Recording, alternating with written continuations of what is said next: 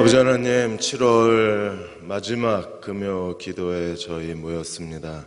이렇게 금요일마다 기도하기를 사모하고 또 기도에 대한 간절함으로 함께 모여 기도하는 분들이 계셔서 저희들의 기쁨이 되고 또 저희들의 위로가 됩니다.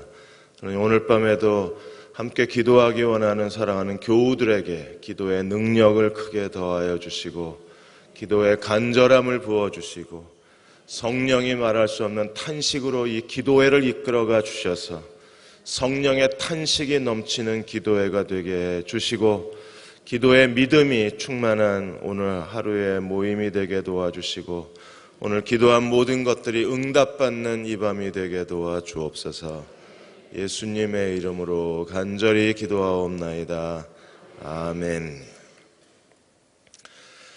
오늘부터 이제 사무엘하가 끝나고 야고보서 시작이 됩니다. 열왕기상으로 넘어가려고 했는데 너무 힘드실 것 같아서 거기 왕의 이름이 너무 많이 나오거든요. 그래서 성서지리가 그 열왕기가 지나가면 이제 성서지리 끝나고 나면 저희들이 다시 열왕기상으로 돌아가도록 그렇게 하겠습니다. 유럽 그 디아스포라 선교사 훈련 가서 뭐하고 왔나 궁금해 하시는 것 같아서 먼저 보고 드리고 말씀 함께 나누겠습니다. 월요일 날 체코 프라하 도착해서 바로 그 수양회를 하는 훈련을 하는 그 프라하 한인 침례교회로 갔고요. 근데 호텔에도 에어컨이 안 나오고 거기 프라하 한인교회도 에어컨이 없었어요. 날씨는 여기만큼 덥습니다.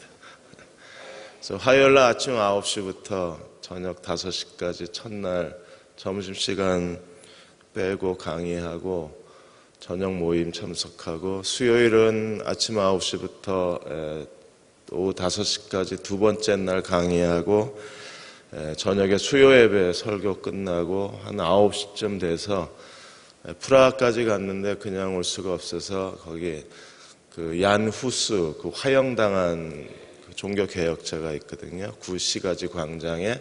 그래서 얀 후스 그 동상 잠깐 보고 들어와서 자고 목요일 날 오전에 간단한 미팅하고 그리고 이제 공항 가서 밤새 타고 오늘 아침에 떨어졌습니다. 제가 이게 그 선교사님들 훈련을 하러 가거나 어떤 거기 목회자들 수양에 가면 원칙이 두 가지가 있는데 여행은 안 한다. 왜냐하면 그래서 너무 고생하는 분들한테 미안해서 여행은 안 한다. 두 번째, 가져간 돈은 다 주고 온다. 이게 지난 30년 동안 저의 사역의 원칙이어서 이번에도 교회에서 주신 것도 장로님과 또 한 분 교우가 주신 거 다 잘 나눠주고 선물 잘 전해주고 그렇게 돌아왔습니다.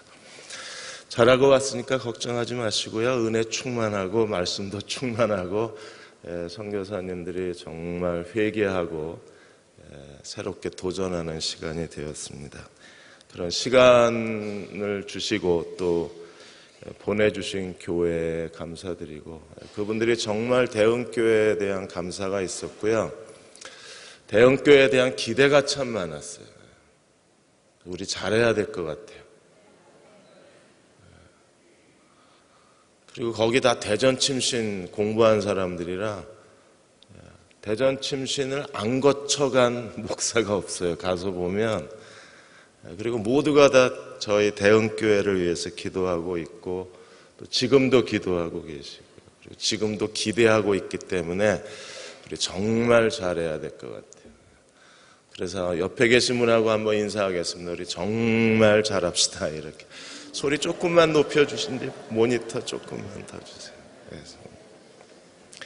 자, 오늘 야고보서 1장입니다. 야고보서 1장 1절에서 4절까지만 오늘 같이 하겠습니다. 야고보서 1장 1절에서 4절. 한 목소리로 같이 읽겠습니다. 1절에서 4절까지. 하나님과 주 예수 그리스도의 종 야고보는 흩어져 있는 12지파에게 문안하노라. 내 형제들아, 너희가 여러 가지 시험을 당하거든 온전히 기쁘게 여기라. 이는 너희의 믿음의 시련이 인내를 만들어내는 줄 너희가 알미라. 인내를 온전히 이루라. 이는 너희로 온전하고 구비하여 조금도 부족함이 없게 하려 함이라. 아멘. 오늘은 시련과 인내의 법칙에 대해서 4절까지 말씀을 함께 나누겠습니다. 오늘 오다가 뉴스를 들으니까 차관급 인사를 또 박근혜 대통령께서 발표하시고 2기 내각이 시작이 되었습니다. 박근혜 대통령은 참 어렵습니다. 왜냐하면 인사 시스템이 잘 돌아가지가 않아요. 2기 내각을 시작하셨는데도 불구하고 2기 내각에도 인사에 대한 잔혹사가 데자뷰처럼 반복하고 있다고 그렇게 우려들 하고 계십니다. 잦은 인사 실패 때문에 국정에 어려움이 있고 잦은 인사 실패로 인해서 국민들이 점점점 지지율이 떨어져 가는 거예요. 중도 낙마한 그 총리 후보하고 장차관급 인사 후보가 10명이 넘습니다. 무엇보다도 지난 1년 5개월 동안에 총리 후보가 3명이 낙마를 했는데 지난 역대 정권 가운데 총리 후보가 낙마한 분이 전부 6명이에요. 그중에 3명이 박근혜 정부에서 나왔어요. 우려하지 않을 수가 없어요. 왜 이런 일이 일어나는가? 결국에는 쓸만한 사람을 찾지 못하는 데 가장 큰 어려움이 있을 겁니다. 정치만 이런 인사 잔혹사가 있는 게 아니라 하나님 나라에도 정말 인사 잔혹사가 있어요. 어떻게 나 같은 사람을 하나님이 쓰시려고 작정하셨나, 이거부터 시작을 해서 지금 2주 동안에 이 유럽 디아스포라 선교사 훈련을 하는 건데, 이게 한국에 있으면 3개월 동안 합숙 훈련을 해서 선교사를 양성하고 훈련하는 과정인데, 이게 유럽에 있는 이민 한인교회 목회자들을 그리고 또 선교사님들이다 보니까 2주 동안에 이 사람들을 선교사로 훈련을 해서 지금 기독교 한국 침례회 교단 선교사로 세우는 거예요. 여러분, 2주 만에 이게 가능하겠어요? 이것도 하나의 인사 참사 시스템입니다. 그래서 어쨌든 주어진 시간에 저희가 온 힘을 다하자고 그렇게 함께 결단하고 지금 훈련받고 계실 거예요. 하나님이 쓰실 만한 사람은 어디서 만들어지는가? 하나님이 쓰실 수 있는 사람들은 어디에서 나오는가? 여러 교육과 훈련 프로그램도 중요하지만 하나님이 쓰시는 사람은 하나님께서 시련을 통해서 만들어내신다는 게 야고보서 1장의 핵심 주제입니다. 그래서 야고보서에서 우리에게 가르쳐주는 게 1장 2절에서 12절까지 11절 가운데 이 11절이 시련이라는 주제로 시작해서 시련이라는 주제로 끝나요. 왜 그런가 하면 하나님은 시련을 통해서 하나님이 쓰실 수 있는 영적인 사람, 하나님의 사람을 이 시련을 통해서 만들어내시기 때문에 우리는요, 이 하나님 앞에서 시련에 대한 올바른 신학적 태도, 시련에 대한 올바른 성경적 이해, 시련의 바른 태도를 갖지 못하면 하나님이 쓰시는 사람이 될 수가 없어요. 지금까지 우리가 알고 있는 이 시련에 대한, 고난에 대한 대중적 지식이 아니라 시련에 대한 하나님의 주권적 관점에서의 지식이 필요해요. 오늘 1장 2절에서 4절까지가 하나님의 시련에 대한 주권적 지식이 무엇인가를 우리에게 설명하고 있는데, 하나님의 시련을 통해서 연단된 사람들은 어떤 사람이 되냐 하면 이 시대에 경건한 자가 돼요. 그래서 야고보는 행함 있는 믿음의 책이라고 알려져 있지만 아닙니다. 야고보는 경건의 책이에요. 그래서 1장 26절 27절에 보시면 두 종류의 경건에 대해서 설명을 하는데, 1장 26절에 누구든지 스스로 경건하다 생각하며 자기 혀를 재갈무리지 아니하고 자기 마음을 속이면 이 사람의 경건은 뭐예요? 가짜입니다.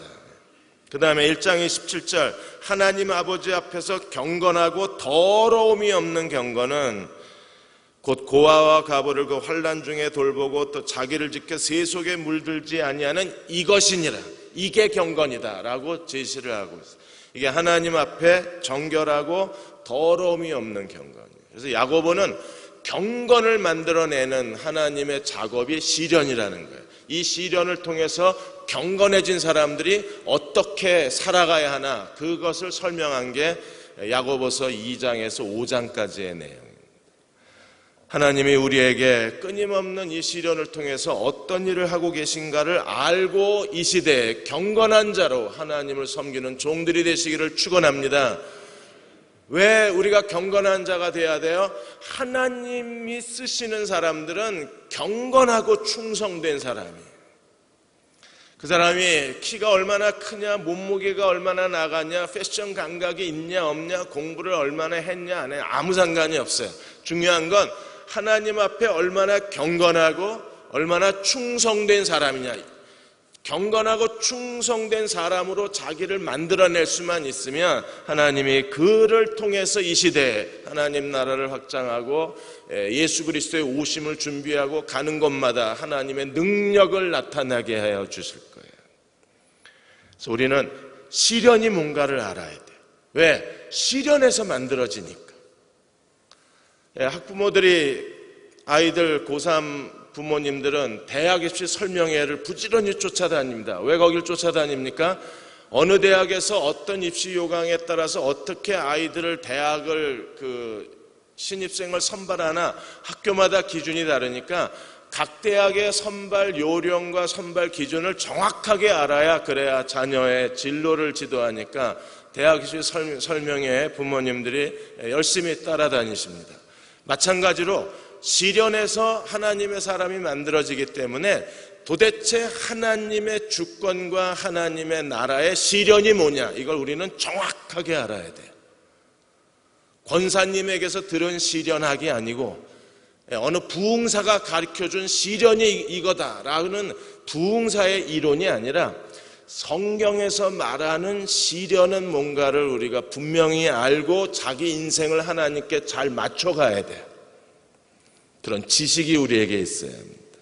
그래서 오늘 1장 1절에 보시면 하나님과 주 예수 그리스도의 종 야고보는 흩어져 있는 12지파에게 문안하노라. 그래서 야고보가 자기를 소개하는데 어떻게 소개합니까? 하나님과 주 예수 그리스도의 종으로 소개합니다. 그럼 이 야고보는 어떤 사람인가? 신약성경에 두 명의 야고보가 있어요. 하나는요, 사도 요한의 형제 야고보, 야고보 사도가 있는데 야고보 사도가 이 서신을 썼을까? 그렇지는 않았을 거예요. 왜냐하면 사도행전 12장에 야고보 사도는 일찍 제일 먼저 순교를 당했기 때문에 이 서신은 AD 44년에 이 사도 야고보가 순교를 당해서 아마 이 서신은 그 뒤에 쓰여졌기 때문에 야고보 사도가 쓰지 못했을 거예요. 그러면 또 다른 야고보가 누굽니까? 예수님의 동생 야고보예요. 그래서 마가복음 6장 3절에 보시면 예수님의 동생 이름이 나오는데 거기에 야고보가 있어요. 이 야고보가 회심하고 그가 그리스도께 헌신을 해서 갈라디아 2장 9절에 보시면 초대교회의 기둥처럼 여김을 받는 사람으로 세움을 받습니다. 베드로와 더불어서. 아마 이 야고보가 이 야고보서술을 썼을 것으로 추정을 하는 거예요. 그러면 자기를 소개하는 데 있어서 예수님의 동생 나 야고보는 이랬으면 참 멋졌을 텐데 자기를 숨겨요. 그리고 뭐라고 설명하고 있습니까? 하나님과 주 예수 그리스도의 종으로. 혈통적 관계지만 혈통적 관계는 별 의미가 없는 거잖아요. 그리스도는 하나님의 아들이시고 자기는 부름받은 그리스도의 종이니까 그래서 예수 그리스도의 종 야고보라고 그렇게 자기를 소개합니다. 누구에게 썼어요? 흩어져 있는 12지파에게 문안하노라. 아마 그 당시에 예수 그리스도를 믿었던 유대인들이 각처에서 핍박과 박해를 피해서 흩어져 살았는데 그 흩어진 박해받는 유태인 그리스도인들에게 이 서신을 썼을 것으로 추정을 합니다. 이 서신을 쓰면서 지금 야고보는요 12지파에게 문안하노라 그랬어요. 문안한다는 단어의 뜻이 뭐냐면 카이레인, 그것은요 기뻐하라는 겁니다. 너희가 시련을 당하고 박해를 당하는데 이스라엘에 흩어진 12지파야, 너희는 기뻐하고 감사하라. 이게 이 서신을 쓰면서 야고보가 외치는 말입니다. 왜 기뻐해야 하는가? 1장 2절에서 4절까지 나와요. 마틴 브라운이 이렇게 말했습니다. 역경 속에서도 의욕을 잃어버리지 마라. 대부분 역경을 당하고 의욕을 잃어버리기 때문에 하나님의 선이 나타나지 않는다 그랬어요. 역경 가운데 의욕을 잃어버리지 않으면 결국에 하나님이 그 역경을 통해서 최선의 결과를 끌어내시는 걸 목격하게 될 것이라 그랬어요. 야고보가 흩어져 있는 박해받고 핍박받는 12지파의 사람들에게, 이 고난당하는 유태인 그리스도인들에게 너희는 기뻐하라고 외치는 이유가, 시련을 당할 때 하나님께 대한 열정만 잃어버리지 않는다면 하나님은요 그 일을 통해서 선한 결과를 만들어내시는 분이시기 때문에. 세 가지 중요한 그 교훈이 우리에게 있습니다. 먼저 1장 2절에 보시면 내 형제들아 너희가 여러 가지 시험을 당하거든 어떻게 하라? 온전히 기쁘게 여기라. 왜 온전히 기뻐해야 합니까? 시련을 당하면 고통스러운 거예요. 여러분, 시련을 당하는데 기뻐하는 사람이라면 이게 정신착랑입니다. 정신과에 보내야 돼요. 아니면 정신병원에 입원을 시키든지. 그 역경과 고난과 아픔과 온갖 재산을 잃어버리고, 그리고 육체적 질병과 삶의 손실과 그 극도의 고통 가운데 사는데 실실거리고 다니면 이게 정상적이지 않잖아요. 시련은 고통스럽습니다. 시련은 부끄럽습니다. 시련은 절망감을 가져옵니다. 시련이 우리를 힘들게 하고 시련이 우리를 고통스럽게 하는 건 사실이에요. 이건 부정할 수가 없어요. 이건 현실이에요. 그런데 기뻐하라고 말하는 이유가 어디 있습니까? 그 시련이 우리에게 가져올 하나님의 결과를 바라보고, 그 시련이 우리에게 가져올 영적 유익을 바라보고, 그것을 아는 사람만이 할 수 있는 시련의 태도가 뭐예요? 너희는 기뻐하랍니다. 온전히 기뻐하라는 것은요, 충만한 기쁨으로 기뻐하라는 거예요. 그 시련 자체에 대해서 우리가 기뻐하는 게 아니라, 시련은 정말 힘들고 고통스럽고 괴롭지만 그 시련이 장차 가져올 하나님의 유익, 하나님의 열매, 하나님의 결과를 생각하고 충만한 기쁨으로 기뻐하는 거예요. 그래서 바울이 고린도후서 4장 10절에 이렇게 말했습니다. 우리가 항상 예수의 죽음을 몸에 짊어짐은 예수의 생명이 우리의 죽을 몸에 나타내게 하려 함이라. 죽음을 몸에 짊어졌다. 고난이잖아요. 시련이잖아요. 그러면 어떤 일이 일어납니까? 예수의 생명이 우리 죽을 몸에 나타나기 시작한다 그랬어요. 죽음 없이 생명 없습니다. 죽음을 지나야 생명이 있는 거예요. 그러므로 우리가 그리스도와 함께 이 죽음에 참여하는 것, 고난에 참여하는 것을 기뻐해야 합니다. 왜요? 예수의 생명이 내게 나타나기 때문에. 우리의 가장 큰 소망이 뭡니까? 내 삶에 예수님의 생명이 나타났으면 좋겠어요. 내 인격과 내 성품과, 그리고 내가 감정 처리하는 것과 말씨와 태도와 사람 대하는 데서 예수님의 생명이 나타났으면 얼마나 좋을까요? 그러면 사람들은 내게서 거룩함을 보게 될 것이고 경건함을 보게 될 것이고 내게서 진정한 겸손과 온유를 볼 수 있을 거잖아요. 예수님의 생명이 나타나면, 또 예수님의 생명이 나타나면 내가 어떤 일로 인해서 하나님 앞에 기도하고 그 문제를 주께 의탁했을 때 하나님이 우리의 기도를 응답해 주심으로 하나님의 능력이 나타나면 예수의 생명이 나타나는 거잖아요. 그런데 예수님의 생명은 누가 나타낼 수 있어요? 예수님의 죽음을 몸에 짊어지면 예수님의 생명이 우리 죽을 몸에 나타난다는 거예요. 그래서 17절에, 고린도후서 4장 17절에 바울이 이 설명을 다시 이렇게 설명합니다. 우리의 잠시 받는 환난에 경한 것이 지극히 크고 영원한 영광에 중한 것을 우리 속에 이루게 하십니다. 환난은 어떤 거예요? 잠시 동안. 환난은 가벼운 겁니다. 그게 어떤 결과를 가져와요? 영원한 영의 중한 것을 우리 속에 이루어 주기 때문에 이것을 아는 사람들만이 하나님 앞에 가질 수 있는 참된 인생관이 무엇입니까? 삶의 진정한 정중한 태도가 뭐예요? 여러 가지 시련을 만나거든 온전히 기쁘게 여기라는. 시련은요, 여러 가지예요. 여러 가지라는 것은요, 고유의 그런 뜻입니다. 그것은 나만의 그런 뜻이에요. 하나님이 한 사람 한 사람을 시련 가운데 다루실 때에 그 사람에게 맞는 시련을 다루는, 하나님은 각 사람에게 그 사람의 그 처해 있는 상황, 그 사람의 가정 환경, 그 사람의 정서적 상태, 그 사람의 내면의 상태에 맞게 하나님이 그 사람에게만 합당한 시련을 주시기 때문에, 그래서 시련은요, 다양한 그런 뜻은 결국 고유한 그런 뜻이에요. 그래서 나에게 맞는 시련을 하나님이 내게 주셔서 그것을 통해서 잠시 받는 환난의 가벼운 것이 지극히 크고 영원한 영의 중한 것을 우리 속에 이룬다 그랬어요. 저도 많은 목사님들을 만나고 많은 선교사님을 만나면서 항상 그 선교사님이나 목사님의 내면을 들여다봅니다. 그리고 자꾸 더듬어 찾아요. 제가 뭘 찾을까요? 그 안에 하나님이 주신 지극히 크고 영원한 영의 중한 것이 그 안에 만들어진 사람인가, 그걸 자꾸 그 사람 마음속에 손을 집어넣고 더듬더듬 찾아요. 그런 사람 찾는 게 그렇게 쉬운 게 아니에요. 삼성이 이번에 이제 스마트폰으로 수익을 올리는 게 한계가 이루어지니까 이제 삼성이 또 다른 먹을거리에 대해서 관심을 기울이기 시작했습니다. 삼성이 이번에 먹을거리로 선택한 게 뭐예요? 소프트웨어 경쟁력을 키우겠다는 거예요.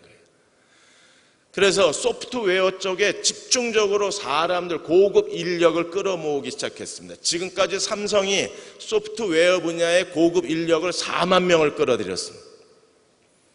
그리고 앞으로 2년 뒤에, 향후 2년 뒤에, 5년 뒤에, 앞으로 5년 뒤까지 이 소프트웨어 최고 전문가를 7만 명까지 늘리겠대요.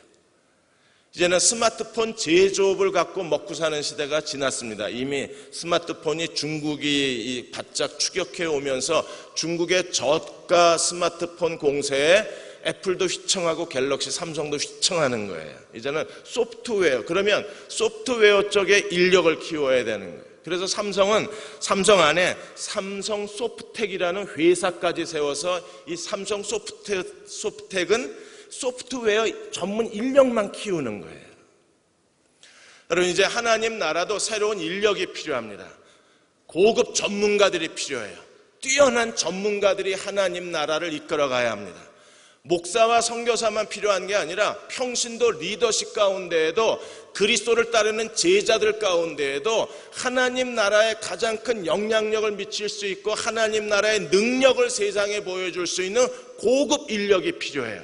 근데 그 고급 인력이 어디서 만들어지느냐 하면, 우리가 잠시 받는 그 환난에 경한 것이 우리 속에 지극히고 영원한 영의 중한 것을 이루어진 그 안에 그게 만들어진 사람들이 이 시대의 고급 인력이 되는 거예요. 그 사람들은요, 하나님 앞에 경건하고 하나님 앞에 충성된 삶을 살아가는 거예요. 영의 중한 것이 이루어진 사람들은 어떻게 삽니까? 베드로전서 4장 1절에서 3절까지 저희가 몇 번 이 말씀을 반복해서 읽었습니다. 그리스도께서 이미 육체의 고난을 받으셨으니 너희도 같은 마음으로 갑옷을 삼으라. 고난을 받으라는 거예요. 여러분, 예수님이 고난 받으신 것처럼 이 시대에 고난 받는 자로 주님의 뒤를 따라가는 우리 모두가 되시기를 축원합니다. 갑옷을 삼으라. 고난 받는 자로 살겠다는 결단이 우리에게 있어요.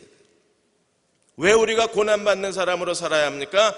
이는 육체의 고난을 받은 자가 죄를 그쳤음이니, 대가를 치르고 우리는 죄가 그쳐진, 죄로부터 자유한, 죄에서 해방된 오직 하나님께만 거룩한 하나님의 사람이 될 수만 있다면, 하나님은 우리를 통해서 이 사회 정치, 교육, 경제 각 분야에서 하나님의 교회 안에서 하나님께서 그들을 통해서 새로운 일을 해내실 수 있을 거예요. 죄가 그쳐진 사람들은 이제 어떻게 사나요? 그 후에는 다시는 사람의 정력을 따르지 않고 하나님의 뜻을 따라 육체의 남은 때를 살게 하려 합니다. 그렇게 며칠만이라도 그렇게 산다면 얼마나 행복할까요? 더 이상 죄를 짓지 않고 육체의 남은 때를 하나님의 뜻대로만 살 수만 있다면, 단 며칠이라도, 그러면 우리는요, 우리 마음에 얼마나 큰 만족이 있겠습니까? 육체의 남은 때를 살게 하려 함이라. 너희가 음란과 정욕과 술취함과 방탕과 향락과 무법한 우상숭배를 하여 이방인의 뜻을 따라 살아간 것이 지나간 때가 과거가 돼버리는 거예요. 온갖 세속적 쾌락과 인간의 탐욕과 이기심과 교만과 불손함으로 산 게 과거가 되고, 이제 우리는요 하나님의 뜻을 따라 사는 사람으로 견고하게 선다면 하나님이 그 사람을 통해서 이 땅에 하나님 나라를 확장시켜 가실 거예요. 그들이 하나님 나라의 고급 두뇌가 되는 겁니다. 그런데 하나님이 그걸 뭘로 만들어내세요? 시련으로. 그래서 여러 가지 시험을 당하거든 만나거든 페리페세타, 이 당한다는 말이 어느 날 갑자기 찾아오는 거예요. 하나님 미리 예고를 하시는 게 아닙니다. 네 나이 27살 때 6월까지 너는 물을 조심해라, 뭐 이런 식으로 하나님 우리에게 경고하시는 게 아니에요. 절대로 동쪽으로 이사가지 말라, 이런 식으로 오는 게 아니라 어느 날 어떤 상황에서 갑자기 우리에게 오는 거예요. 이번에 말레이시아 여객기 떨어졌을 때 요즘에 이렇게 비행기가 자주 떨어지는지 모르겠어요. 말레이시아 인사이더에 의하면 그 여객기에서 근무하는 승무원 중에 그 부부가 승무원인데, 남편은 그날 근무가 아닌데 다른 사람이 근무를 바꿔달라고 그래서 바꿔줬다가 여객기하고 함께 추락을 한 거예요. 근데 아내도 같은 승무원인데 아내는 3개월 전에 그 비행기에 남편하고 같이 타야 되는 건데 3개월 전에 근무 일정을 바꾸는 바람에 아내는 살고 남편은 근무 일정 바꾸고 죽고. 그리고 어느 한 부부는 말레이시아 항공을 자주 인용한 영국 부부인데, 그날 와서 이 말레이시아 피격당한 이 비행기를 타려고 그랬는데 비행기 좌석이 만석이라 할 수 없이 말레이시아 그 항공의 최고 고객임에도 불구하고 어쩔 수 없이 KLM 비행기를 탄 거예요. 그랬는데 살았어요. 그러니까 어떤 사람은 자기 근무 일정이 아닌데도 바꿨다가 죽고, 어떤 사람은 근무 일정을 바꿈으로 살아나고, 어떤 사람은 갑자기 비행기 스케줄을 바꾸면서 살고, 어떤 사람은 비행기 스케줄을 갑자기 예약이 취소되고 이 말레이시아 항공을 탔다 죽게 되고, 이게 전부 페리페세타예요. 누구도 모른다는 겁니다. 갑자기 어느 날 우리를 찾아오는 거예요. 그런데 이러한 시련 가운데 오늘 그리스도인들이 가져야 할 중요한 태도가 무엇입니까? 온전히 기쁘게 여기라 그랬어요. 왜요? 시련은 반드시 뭘 가져와요? 영에 중한 것을 이루어요. 시련은 반드시 우리에게 뭘 가져옵니까? 죄를 그치게 만듭니다. 시련은 우리에게 뭘 가져옵니까? 하나님의 뜻대로 사는 경건한 사람을 만들어내요. 그러므로 우리는요, 여러 가지 시련을 만났을 때 인간적으로 반응하는 게 아니라 종교 형식주의자들이 말하는 그런 태도가 아니라 우리는 하나님의 주권을 의지하고 그 시련에 복종하는 그리스도의 종들이 되어야 합니다. 그럴 때 그 시련이 우리 속에 하나님의 형상을 만들어내고, 그 시련이 우리로 하나님의 뜻에 굴복하게 만들어내고, 그 시련이 우리 속에 정말 하나님의 사람의 거룩한 삶의 무게, 인격의 무게를 우리 속에 만들어내는 거예요.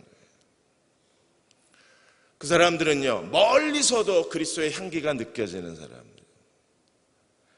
자, 그러면 시련을 기뻐하는 게 시련에 대한 태도라 그러면, 시련이 그러면 우리에게 어떻게 이런 일을 이루어내는가? 1장 3절에 왜 우리가 기뻐해야 되나를 이렇게 설명합니다. 1장 3절에 이는 너희 믿음의 시련이 뭘 만들어내요? 인내를 만들어내는 줄 너희가 모른다? 알 수도 있다? 알미라. 이게 지식입니다. 시련에 대한 하나님의 주권적 지식은요, 시련이 우리에게 어떤 일을 하는가를 알아요. 여러분, 시련이 우리 속에 만들어내는 가장 최고의 영적인 게 뭐냐면 인내하는 거예요. 그러므로 시련에서 우리는 그런 말하는 사람들이 우리 주변에 많아. 이제 시련이 상식화가 되고 시련이 대중화가 되고, 이제는 어디를 가도 시련에 하나님의 감추인 복이 있다. 시련에 하나님께서 여러분의 인생에 어떤 기회를 주시고자 우리에게 시련을 주신 거다. 그래서 우리는 그 얘기를 잘 합니다. 그리고 실제로 그런 일들을 경험한 분도 많이 계시고요. 그런데 시련이 그 속에 하나님의 축복이 감추어져 있고, 시련이 그 안에 나를 향한 하나님의 또 다른 계획과 기회가 그 안에 들어있다면 그렇게 믿으십니까? 내가 질문하면 다들 두려운가 봐. 평소에 막 와글와글 이러다가 내가 질문을 딱 하면 제가 무슨 의도로 질문을 하지? 예라 그래야 돼? 노라 그래야 돼? 순간 움찔하시나 봐. 그냥 평소대로. 여러분, 시련 속에 하나님의 축복이 담겨져 있는 걸 믿으십니까? 시련 속에 하나님의 기회가 있다는 걸 믿으십니까? 그 시련 속에 나를 향한 하나님의 또 다른 계획이 숨겨져 있는, 보물찾기 쪽지처럼 그 하나님의 나를 향한 계획이 숨겨져 있는 걸 믿으십니까? 그렇다면 반드시 우리에게 필요한 게 뭐예요? 그 하나님의 계획이 나타날 때까지, 그 보물찾기 쪽지를 찾을 때까지, 하나님의 축복이 내 손에 들어올 때까지 뭐 해야 돼요? 인내해야 돼요. 근데 이 인내는요, 시련이 우리에게 생산해내는 시련의 제품이 뭐냐면, 시련만이 만들어낼 수 있는 유일한 제품이 뭐냐면 인내라는 거예요. 그러니까 시련을 경험하지 않은 사람들은 인내하지 못해요. 인내하지 못한 사람들은요, 믿음의 시련에서 하나님의 우리를 위해서 준비해 놓으신 걸 아무것도 얻지를 못하는. 그러므로 하나님 앞에서 어떤 시련을 통해서 하나님과 함께 동행하기를 원하는 사람들이 반드시 가져야 할 중요한 우리의 목표가 뭐냐면, 뭘 얻으려고 해야 되냐면 인내를 얻으려고 발버둥을 쳐야 돼요. 하나님, 지금 내가 당하는 이 어려움이, 지금 내가 당하는 이 시련이, 지금 내가 당하고 있는 이 부끄러움이 그냥 허무하게 끝나는 것이 아니라 내 안에 인내를 만들어내게 주옵소서라고 기도하셔야 돼요. 그 인내가 만들어진 사람들이 그 인내를 통해서 하나님의 감추인 뜻을 드러내고, 그 인내를 통해서 시련 속에 감추어진 하나님의 일을 이 땅에서 완성해내는 사람들이기 때문에 그래요.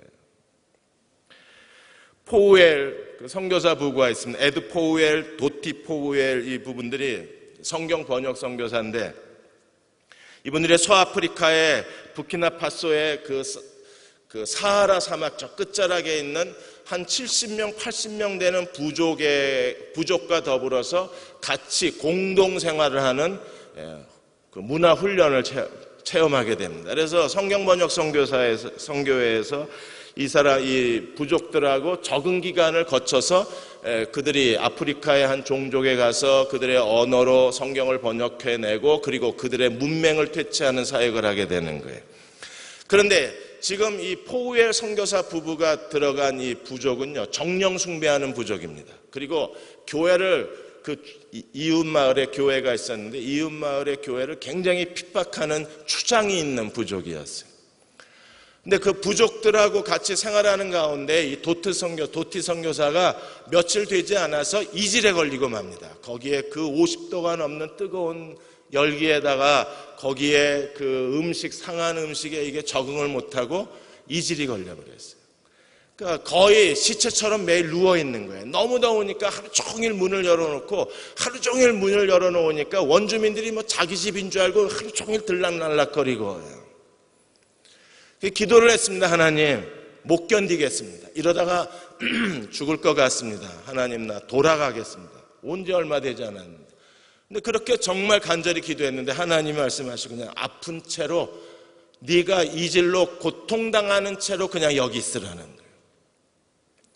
지금 시체처럼 누워있는데 하루 종일 설사를 하는데 먹을 것도 먹지 못하는데 하나님 말씀하시기를 아픈 채로 그냥 있으라는 거예요. 그러다가 미국에서 선교사를 통해서 급하게 연락이 오는데, 딸이 이제 출산이 다 되어서 이제 병원에 가서 출산을 하려고 했는데 갑자기 의사가 아기의 심장 박동 소리가 안 들린다는 겁니다. 그러니까 엄마가 이 아프리카 자기는 와 있고 딸은 미국에서 지금 출산을 하고 있고, 그 사실이 쫙 알려졌어요. 그러자 추장이 마을 사람들한테 누가 가서 오토바이 빌려다가 전화라도 하게 도와주라고. 그래서 추장의 명령으로 그 젊은 사람 하나가 오토바이를 옆마을에 빌려와가지고 이 도티 선교사를 태우고 가장 가까운 전화하는 데로 가서 전화를 하게 해줘. 전화하고 막 분만실에 있는 딸하고 겨우 전화가 됐는데 다행히 딸도 괜찮고 태어날 손주도 괜찮은 거예요. 일시적으로 아마 심장 박동 소리가 안 들렸던 것 같아요. 돌아오는데 그렇게 눈물이 나더랍니다. 다시 돌아가기가 싫은 거예요. 자기는 이질 때문에 거의 피골이 상접하고 딸이 아이를 낳는데 가보지도 못하고 그냥 까닭없이 서럽고 까닭없이 절망스럽고 내가 지금 여기서 뭐하고 있나 당장 돌아가고 싶은 거예요. 그래서 계속 하나님 앞에 눈물로 기도했습니다. 하나님 돌아가고 싶어. 여기 있기 싫다고. 소명이고 뭐고 아무 필요 없어. 집에 간다고. 근데도 하나님께서 그 도티 선교사에게 계속 주는 말씀이 뭐냐 하면 아픈 채로 그냥 있어라. 네가 아픈 채로 있어야 내가 이 부족을 위해서 뭔가를 할 수 있으니까 그냥 아픈 채로 있어라.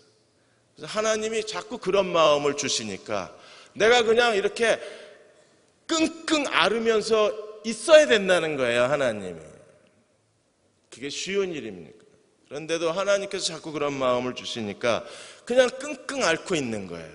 이제 그 추장이 그 얘기를 듣고 나서 안 되겠다 싶었는데 이웃 마을에 사람을 보내가지고 이웃 마을의 교회에 그리스도인들을 오라고 그랬어요. 그리스도인들이라고 그러면 가다가 침뱉던 추장이 오라고.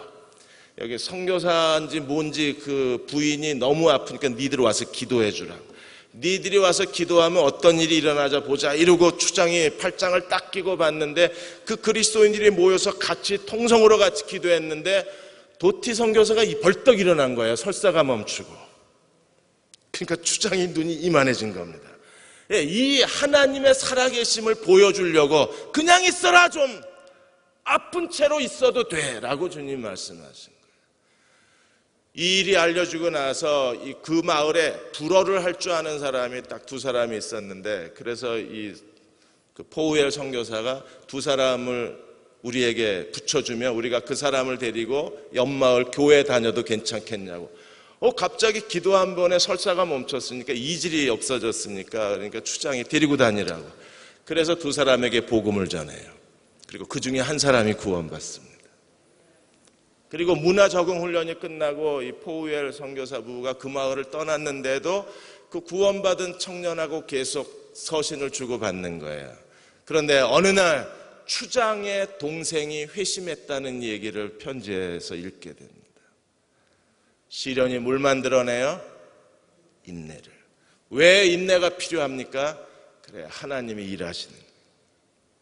그래서 어디까지 가야 돼요? 마지막 1장 4절에 보시면 인내를 어떻게 하라? 인내를 온전히 이루라는 거예요. 최종 목표가 뭐예요?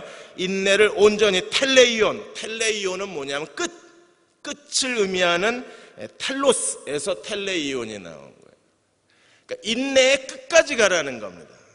우리가 하나님 앞에서 어떤 시련과 어떤 좌절과 어떤 어려움이 있어도 중간에 포기하지 마라. 중간에 체념하지 마라. 중간에 멈추지 마. 왜? 인내를 온전히 이루어야 합니다. 그래야 하나님께서 우리의 인내를 통해서 하나님의 뜻을 이루어 가실 뿐 아니라 그 인내해야 어떤 일이 벌어져요? 우리의 내면에 변화가 일어나는 거예요. 죄가 그치고 하나님 뜻대로 살기 시작합니다. 우리 안에 영의 중한 것이 만들어지기 시작합니다. 히브리서의 12장에 있는 것처럼 우리 안에 하나님의 거룩함이 나타나기를 시작하는 거예요. 그래서 인내를 온전히 이루게 되면 어떻게 됩니까? 이는 너희로 온전하고 구비하여 조금도 부족함이 없게 하려 함이라. 내적으로 외적으로 가장 완전한 성숙한 그리스도인의 성품과 하나님의 사람으로서의 지혜와 날마다 예수 그리스도에 동행하는 삶과 그가 가는 곳마다 그리스도의 지혜와 그리스도의 거룩함과 그리스도의 능력이 역사하는 사람들, 그리스도와 함께 자신의 삶을 이끌어가는 진정한 예수 그리스도의 제자들 어서 만들어져요. 인내를 온전히 이루는 데서 만들어요. 그러므로 얼마나 큰 시련을 당했냐, 그거 그렇게 중요하지 않아요. 중요한 건 이제 뭐예요? 그 시련이 그 사람에게 인내를 얼마나 생산해냈느냐, 이게 중요해요. 그리고 인내를 얼마나 생산해냈느냐, 거기서 우리가 만족하는 게 아니라 그 인내가 어디까지 가야 돼요? 온전한 상태까지 가야 돼요. 인내를 우리가 온전히 이룰 줄만 알면, 인내할 줄만 알면 그 다음에 하나님께서요, 그 인내를 통해서 하나님의 작정하신 일들을 이루어내십니다. 요셉이 그가 노예로 팔려가서 그 억울한 일을 당했어요. 보디발 장군의 아내 억울한 일을 당하고 그가 보디발 장군의 지하 감옥에 갇혀서 이제는 노예가 아니라 더 수치스러운 죄수가 되는 순간에 요셉이 난 더 이렇게 못 살아. 내가 왜 이런 억울한 일을 당해야 돼? 도대체 내가 뭘 잘못한 거야? 나는 이런 환경을 받아들일 수 없어. 이러고 한밤중에 요셉이 그 보디발 장군의 지하 감옥을 탈출해서 광야로 도망을 가버렸으면 창세기가 어떻게 됐을까요? 근데 요셉은요, 미련할 정도로 거기 그냥 있어요. 술 맡은 관원장이 기껏 꿈에 석해주고 제발 좀 한번 봐달라고 그랬는데 이 인간이 2년 동안을 잊어버렸습니다. 그런데 요셉은요, 그 2년 동안 술 맡은 관원장이 자기를 잊어버리는 그 순간에도 요셉은요, 꿈틀거리지 않습니다. 요동하지 않습니다. 감정적으로 변덕스러워서 그가 좌절하고 불평하고 원망하고 떠들어대고 그리고 의기소침해지거나 그 변덕스러운 감정의 늪에 안 빠져요. 사람이 어떻게 그럴 수 있을까 싶을 정도로 요셉이 우리에게 보여주는 하나님의 사람의 그 영성이 무엇입니까? 끝까지 인내하는 거예요. 끝까지. 그게 온전이라는 말입니다. 끝까지 인내하니까 하나님이 결국에 어느 날 하루아침에 감옥에서 요셉을 꺼내서 바로 앞에 세우는 그 순간 모든 게 다 바뀌어져 버리잖아요. 우리가 다윗의 인생을 보았지만 다윗도 허둥거리고 인내하지 못할 때에는요, 생명의 위기에 빠집니다. 하나님이 건져주지 않았으면요, 블레셋 땅에서 블레셋 군대에 의해서 다윗은요 사라졌어요. 죽은 거예요. 죽은 목숨입니다. 그리고 어떻게 자기 동족을 향해서 블레셋 군대의 맨 앞에 서서 자기 동족을 향하여 칼을 겨눈 다윗을 하나님이 어떻게 이스라엘 왕으로 세울 수 있겠어요? 그런 위기 가운데 빠지게 된 이유가 뭐예요? 다윗이 인내하지 못하고 그 허둥거리고 그 상황을 벗어나려고 발버둥치고 이것저것 자기 꾀를 내어서 그 상황에서 뭔가 하려고 그가 그 모든 상황을 거부하자마자 스스로 자기가 파는 함정에 빠지잖아요. 하나님의 극적인 개입이 없었으면 다윗의 인생도 끝난 겁니다. 그런데 끝까지 하나님께서 인내하자, 그가 유다 왕으로 세움을 받고 또 인내하자, 그러자 하나님께서 이스라엘 전체 왕으로 다시 한번 왕이 되는데 3번씩 기름 부음 받은 왕은 다윗밖에 없을 거예요. 그러다 또 압살롬이 반란을 일으켜서 왕관 또 뺏기고 다시 한번 압살롬이 죽은 다음에 돌아와서 한 번 더 왕의 지그시, 그러면 모두 4번 기름 부음을 받아요. 하나님이 다윗을 왕 세우는데 이렇게 힘든 겁니다. 4번이나 사무엘이 붙고 유다가 붙고 온 이스라엘이 붙고 압살롬이 죽은 다음에 다시 유다가 붙고,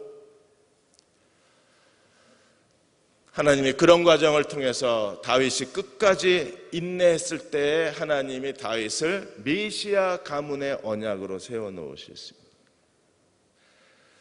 힘드시죠? 조금만 더 인내하세요. 인내해야 하나님이 일하세요. 하나님이 무능해서 여러분을 거기 두시는 게 아니고 하나님 귀찮아서 하나님이 그냥 여러분을 거기에 내버려두고 못 본 척 하시는 게 아니라 그 상황에서 인내해야 제일 먼저 나타나는 게 사람이 겸손해져요. 하나님 사람이 되는 거예요. 두 번째는요, 그 상황에서 하나님이 우리 인생에 무대를 만들고 계신 거예요. 그리고 우리가 그 무대에 서는 순간 우리는 하나님의 영광의 그릇이 되는 거고요. 우리가 인내에 대한 새로운 삶의 철학을 가지고, 중요한 게 인내하는 거구나. 인내가 뭐예요? 끝까지 참는 거예요. 끝까지. 참을 수 없을 때 한 번 더 참는 게 인내예요. 아, 이제 끝이야, 그만해, 관도 안 할래 라고 하고 싶을 때 한 번 더 참는 거, 그게 인내예요.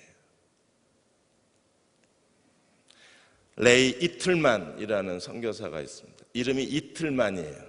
3일만이 아니고 이틀만. 이분이 이웃마을에서 설교 초청이 와서 그래서 오토바이를 타고, 아프리카 다 오토바이 타고 다녀요. 강승청 선교사 수요일날 강의 잘 들으셨죠? 설교하고 보고. 제가 좋아하는 선교사 중에 한 사람입니다. 정말 신실해요. 내가 만일에 일찍 죽으면 아내를 맡길 수 있는 사람이에요, 그 사람. 괜찮으려나? 거기도 저희가 오토바이를 몇 대를 사줬어요. 그 전도협회 간사들. 오토바이가 그 교통수단이니까. 그래서 이틀만 선교사도 오토바이를 타고 가는데 마을 입구에 들어서 확 돌아갔는데 갑자기 개가 뛰쳐나와요. 그래서 어떻게 방법이 없으니까 개를 치면요, 그 다음에 부족 사역을 못합니다. 그러니까 개를 피하다가 그냥 오토바이가 뒤집어지고 선교사님은 나뒹군 거예요. 그래서 팔다리에 다 얼굴에 다 피가 흐르고 그런 상황이 된 겁니다. 그러니까 마을 사람들이 놀래가지고 빨리 의사한테 가라, 빨리 집으로 돌아가라. 그 상황이 되면 집으로 가야 되잖아요. 근데 그 순간 성령께서 그래도 가라 그러시는 거예요. 그 피투성이가 됐는데, 그래도 하나님이 자꾸 마음에 그래도 설교 약속한 건데 가야지 하는 마음이 들어서 다시 이제 오토바이를 몰고 가는데 갑자기 저쪽에서 시커먼 구름이 나타나더니 비가 억수같이 쏟아지는 거예요. 이만하면 가도 되잖아요. 이때쯤 가도 누가 뭐라고 안 합니다. 그 선교사가 누가 헌신의 열정이 없다고 누가 얘기하겠어요? 온몸은 다 피투성이가 됐는데 비까지 내리는데 그거 어떻게 가요? 그런데도 성령은 그래도 가라는 거예요. 그래도 갈 수 있을까요? 왜 그런데도 왜 가야 됩니까? 그래서 이웃마을에 도착했더니 그 사람들이 그 빗 속에서도 그냥 기다리고 있는 겁니다. 선교사 설교 듣겠다고. 그런데 젖은 채 설교하려고 단에 서니까 빗물에 핏물이 같이 흐르는 거예요. 근데 그날 메시지가 그리스도의 십자가를 통한 구원의 메시지입니다. 여러분, 그리스도의 십자가가 우리의 모든 죄를 사하고 그 피로 말미암아 우리를 의롭다 하신다고 그러는데 거기 있는 사람들이 다 우는 거예요. 왜? 지금 선교사가 온몸에 피투성이가 돼서 피를 뚝뚝 흘리면서 그리스도의 피를 설교하니까 그날 구원받기 원하는 사람 손들라 그랬는데 부족원 가운데 10명이 예수 믿겠다고. 그리고 그 중에 절반이 다른 부족에 내가 복음을 전하는 전도자가 되겠다고. 절반이 아니라 10명 중에 4명이 전도자로 헌신을 해요. 그냥 갈만하죠. 그래서 성령께서 야, 잘됐다, 야. 그렇지 않아도 난 너 넘어뜨리려고 그랬는데 네가 알아서 넘어졌으니까 잘됐다, 야. 피투성이가 돼서 가라. 그리고 한바탕 하나님이 비 쏟아주신 건 아니에요. 그냥 아프리카는 비가 자주 오니까. 야, 이게 완전히 극적 효과예요. 그 피투성이가 된 데다가 그냥 온몸이 흠뻑 젖어가면. 그러니까 하나님은 자꾸 그냥 가라 그러시는 거예요. 여러분이 넘어져서 다 깨졌어요. 병원에 가야 합니다. 그런데도 하나님은 그냥 가라 그러세요. 비가 억수같이 쏟아져서 이대로 가다가 더 큰 위험을 당할지도 모릅니다. 그런데도 하나님은 길이 보이지 않는데도, 갈 수가 없는데도 하나님은 오늘 우리에게 그냥 가 그럽니다. 왜요? 하실 일이 있으셨어요. 인내하십시오. 하나님의 일하실 거예요. 시련을 그냥 다른 사람들이 시련에 대해서 이렇게 저렇게 말한다 그래서 여러분도 아무 생각 없이 시련이 이럴 거라고 얘기하지 마십시오. 하나님이 주신 시련인가를 우리가 생각하고, 만일에 이게 하나님께서 우리에게 주신 시련이라면 우리는 어떻게 해야 합니까? 그 시련이 우리에게 인내를 만들어내도록 기다려야 돼요. 그리고 우리가 인내를 온전히 이루는 사람이 돼야 돼요. 그러면 어떻게 돼요? 하나님이 그 인내의 끝에서 하나님의 영광을 드러내실 때 그곳에 하나님의 사람으로서의 우리의 거룩함이 있고 하나님의 사람의 경건함이 거기서 만들어지고 하나님의 사람으로서의 하나님이 내 인생의 무대를 거기서 만들어 주시는 거예요. 힘들어도 조금만 더 인내해 주십시오. 뛰쳐나가지 마십시오. 감옥문 열고 도망가지 마십시오. 블레셋 땅으로 제발 도망가지 마십시오.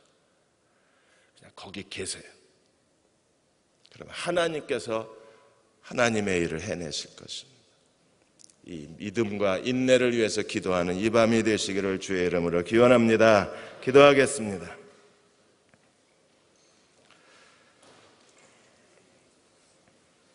아버지 하나님, 우리는 너무나 쉽게 포기하고 너무나 쉽게 좌절하고 너무나 쉽게 계획을 바꾸고 너무나 쉽게 아무렇지도 않게 했던 일을 멈춰버립니다. 여러 가지 시련을 당하거든 온전히 기쁘게 여기라. 이는 너희 믿음의 시련이 인내를 만들어내는 줄 너희가 알미라. 인내를 온전히 이루라. 이는 너희가 온전하고 구비하여 조금도 부족함이 없게 하려 함이라. 이 축복을 받고 싶습니다. 이 말씀을 내 것으로 만들고 싶습니다. 이렇게 되고 싶습니다.